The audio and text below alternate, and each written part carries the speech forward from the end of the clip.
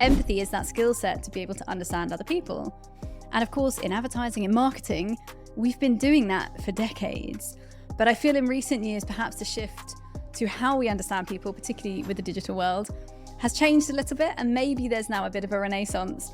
I would argue that that is the role of a planner, right? Of a strategist. Yeah. To be that person in a team or an agency that says, this is who this person is, and this is how they're going to behave around our product. I think that's super important as well, is that empathy in this world is not just about marketers empathizing with their audience, but the audience empathizing with those brands. It costs more, both in resource and in finances, to build authenticity, to build a relationship. If you and I wanted to become really good friends, we can't do it in one podcast studio, right? We would have to see each other every month, engage and invest. And it's the same from a brand. This episode is brought to you by SeedTag, the global contextual advertising company. SeedTag uses cutting-edge AI to place your ads directly within the content your audience loves, whether it's sports, lifestyle, or entertainment. It's all about making your brand a natural part of the experience. Their contextual AI analyzes content in real time, ensuring your ads are shown in the right place at the right time, without relying on personal data or intrusive tracking. Plus, with stunning premium visuals, SeedTag helps your brand stand out in all the right ways. So if you're ready to take your advertising to the next level, check out the link in the description and visit seedtag.com to learn more. Mimi Nicklin. Hello. Welcome to Below the Fold podcast. I've been waiting for this. I am so excited to have you on the show. Thank you. And to discuss your expertise on an important subject matter, which is empathy. It is. And little do people know, or probably they know, or little did I know when I met you, is that you actually have an advertising and marketing experience. I do. And I'm really excited to hear you speak about empathy in the marketing, I guess, space, right? That's cool. And we agreed today that we'll talk about empathy in two parts. Okay. So this will be 2 episodes. Amazing. Right? Podcast recording. Double the fun. Let's go. The first one, the first part will be about empathy as a marketing compass, building connections, authenticity, and innovations. So Okay. Before we get started, why don't you give the listeners and the viewers a bit of an introduction about yourself? Yes, so you're right. I specialize in empathy in all areas of life, predominantly in leadership. So why do we need more connection, more belonging in the world? And of course, in our workplaces. And as you quite rightly said, I came from 15 years of advertising communications. My dad was an ad man, and that was my entire life for a very long time. And it led me to much of the work I do today. Very nice. And when did you jump ship? Focusing, I guess, on empathy? About 5 years ago, this journey began in around 2019. Yeah. But I didn't actually leave my agency. So I had a branding business until November last year. So I have been double hatting. I think you said to me when I came in, if you're not hustling, there's no hustle, something like that. Yeah. I definitely hustled. So I've been doing both, and I still do quite a lot of brand strategy work now. So it will never totally leave me. Yeah. And I'm excited to hear what you have to offer or to say, right, on using empathy in marketing. Obviously, in leadership is very relevant, right, for all the CMOs, I believe, and the leaders in the marketing industry that are listening to this. This is very, very relevant for you, right?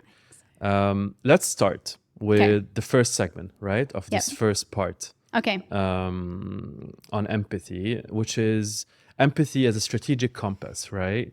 Why is empathy more than just a nice to have in marketing?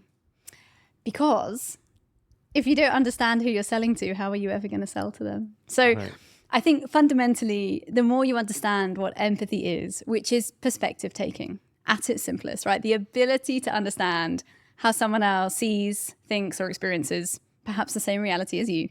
So your listeners, for example, they're all seeing the same scene, but they will all take away something different, something that resonates, something they like, something they don't like. Empathy is that skill set to be able to understand other people. And of course, in advertising and marketing, we've been doing that for decades.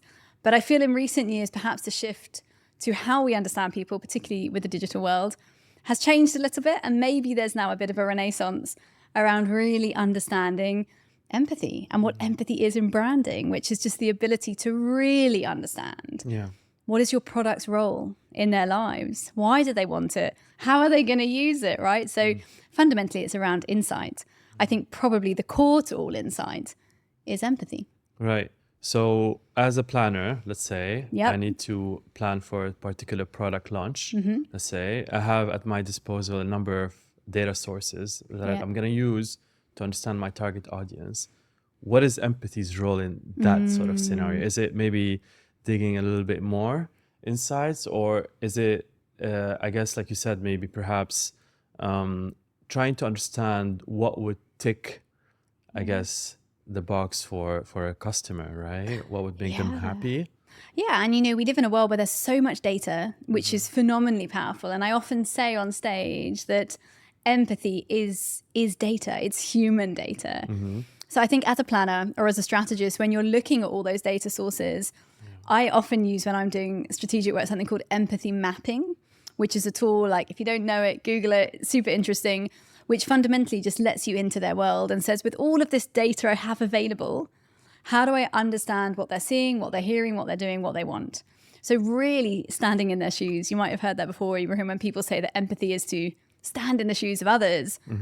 I would argue that that is the role of a planner, right, of a strategist. Yeah. To be that person in a team or an agency that says, this is who this person is, and this is how they're going to behave around our product. So it's fundamentally the map of their life, really. Right, because ultimately it's how a customer or an audience would appreciate your message. I think so. Right, it's not just getting in front of the end audience or the end user. It's getting in front of them in a way that what you're proposing has some form of value to them, right? Or resonance, right? It's when you see an ad or a piece of communication, or you engage with a brand experience and you feel something about it. For me, that's when you know that there's really high empathy in that experience, right? I feel that this was meant for me. It's when you watch an ad that makes you laugh or cry or feel any level of emotion. It's because it's resonant to you. You have empathy with them and they have empathy with you. And I think that's super important as well, is that empathy in this world is not just about marketers empathizing with their audience, but the audience empathizing with those brands. Right, it's a two-way street. It's a two-way street. Can you think of a brand that has somehow nailed it? I think Airbnb. Probably. I was recently actually in Sydney, and I presented to an audience, a customer audience, actually a customer insight show. And I used Airbnb there. And the more I dug into them and even their branding, right? The way they created their logo. Like if you read up on it on Google, it's fascinating how they built empathy into that emblem that they have and that connection to humans in there. Just the way that they communicate, they talk a lot about belonging. And in my work, a lot of my time is taken up talking about belonging, talking about loneliness, talking about the role of human connection, which is fundamental to us because we're a pro-social species, right? So we need to connect to survive, not to thrive, but to survive. Yeah. And I think Airbnb has it nailed. They have belonging at the heart of everything they do. And if you kind of get your head around the fact that they are probably one of the biggest hospitality brands in the world and they don't own a single piece of real estate. When it started, you probably don't remember, you're far too young, but when Airbnb first started, people were like, there is no way I'm going to stay in someone else's house, like a stranger's house. Yeah. But they built that brand in such a way and said, you belong here. Yeah. There is belonging in literally from their logo to their experience. So I think they're a really high empathy brand. That's a great example, actually. I could tell from the logo that it's somehow heartwarming from the shape of it, the shape. right? And the color. Yeah. It's very warm. It feels human. Yeah. And if you watch their kind of manifesto videos and stuff on YouTube, you'll see there's a lot in there around humanity, diversity, community. Yeah, they're a very empathic brand. That's a great example. Thanks, Mimi.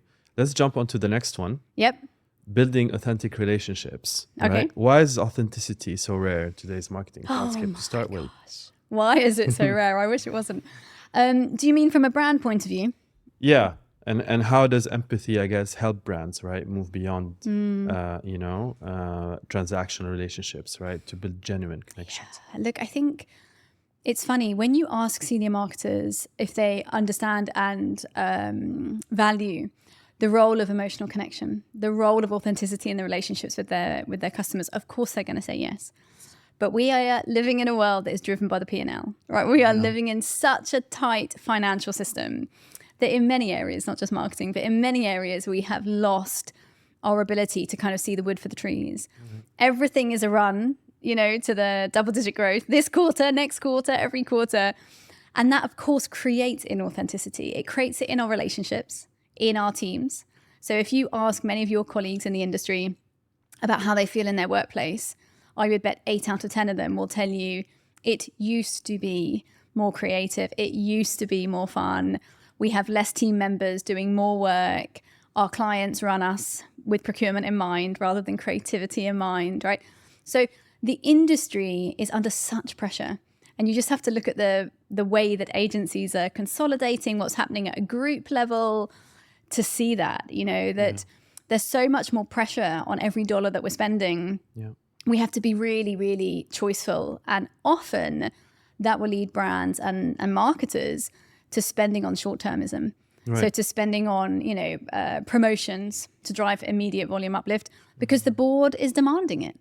This quarter, I need to see X growth and X product. Yeah. It will sell.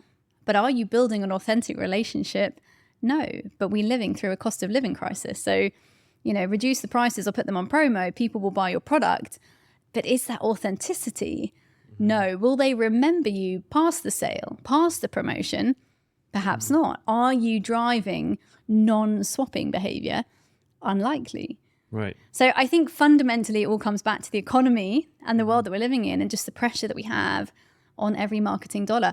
It costs more, both in resource and in finances, to build authenticity, to build a relationship. If you and I wanted to become really good friends, we can't do it in one podcast studio, right? We would have to see each other every month, engage and invest. And it's the same from a brand. Right. And I guess one of the areas is active listening, respond meaningfully, right? Yeah. To pain points or challenges when it comes to, I guess, drifting away from authenticity. Yeah. And it takes time. Yeah. Right. I actually recently presented to a client, a bank in the UK, a financial institution in the UK called Monzo, who believe very much in mental health and the mental well-being of their customers. And when you look into what they're doing as a brand, that authenticity is so deep that they actually have in their customer service team, on the end of the phone or on the end of a chatbot, wherever you're speaking, they have mental health specialists within that team. And it says on their site, it says everywhere, if you want to talk to us about more than your transaction or your overdraft or whatever it is you need to talk to your bank about, these are the people to do that. Yeah. And you can actually have an open conversation and say, dear bank team, I'm an incredibly anxious person. I need a little bit more patience when I'm talking about my finances. Please bear with me. Right? Yeah. But they've hired people. They've trained people. They've invested in people. Yeah. To create that authentic relationship. And it's a commitment. And even if it doesn't resolve, I suppose, the customer's issue, it sends a strong message, right, to the audience that, hey, we're here, right? We have this for you. We went the extra mile. Yeah. And it's so rare now because everybody's in a rush, right? Empathy has two great enemies, Ibrahim. One is low time and the other is high stress. Yeah. And if you ask your audience, put your hand up. If you have low time and high stress, everyone, including the marketers, will say yes. Fantastic. Third segment. Yes. Of this part one. Yep. Empathy episode. Part one, part three. Part one, segment 3. Driving creativity and innovation. So how does empathy fuel creativity and innovation in marketing? Or maybe another question, why do empathetic, the tablet got a little bit too empathetic, I suppose. Too excited. Why do empathetic organizations see a 48% increase in innovation? Yeah, it's super, super powerful. I think in the end, all creativity and innovation has to come from a place of what I would call psychological safety, an environment where your team members feel able to create, feel able to say, I've got this idea. It might be rubbish, but let's have a look at it. You have to have a safe culture, a connected, empathetic culture within your agency or your marketing team to encourage innovation. Innovation can only come from risk taking, right? Yeah. All innovation is a risk, and all brands need to innovate because otherwise you can't grow. So fundamentally, the core to all innovation and actually to all creativity is empathy. Right. We need to feel as creatives that we belong, that we're safe in our position and our role and the room that we're in to be able to get to true creativity. Right. How often you hear creative people say, I had this amazing idea when I was running or in the shower or, you know, on a plane, somewhere where they just felt at ease, at peace, to let their brain open up. Yeah. And for me as a writer, as an author, all of my best ideas come in those moments, not when I'm running between podcast studios, right? Yeah. But when I'm, I don't know, sitting on the plane, more often than not, Emirates is probably responsible for most of my ideas, right? Yeah. So you have to have psychological safety. You have to have belonging, right, as a human being to be able to create. Yeah, that's a really good point. If you think about the top 5 places of where your ideas arise, or where you think of these innovative ideas, how many times is a meeting room part of these 5 places? Very rarely. Very rarely. Maybe right? Never. Maybe never. This is why it's very important that whoever is in command of that meeting room at that time needs to make sure that the space is empathetic. Yes. Right? It's safe. It's safe to people to feel like they're under the shower, I suppose. Yeah. Or maybe, running in order for them to feel comfortable enough, right? To think of innovative ideas. Yeah. If you're worried that your boss or your team are going to chastise you, laugh at you, tell you off, criticize you, you're never going to say that idea, right? You're never, because it's a risk. Yeah. But in the end, Ibrahim, nothing wonderful ever came from a comfort zone, right? Risk leads to creativity. Right. But in order to create an environment of risk, ironically, you have to start with safety. Right. This was very insightful. I'm very glad we were able to cover that was like speed dating for branding. It was, and I'm sure all these listeners out there that are very busy would appreciate this level of agility. The short masterclass. Yeah. Mimi, thanks a lot. Thank you. For our listeners and viewers out there, just look forward, I guess, or wait for the second part. Yep. That's gonna come, right after this, that Mimi and I will record. And thanks a lot, Mimi. On to the next one. Thanks so much for having me.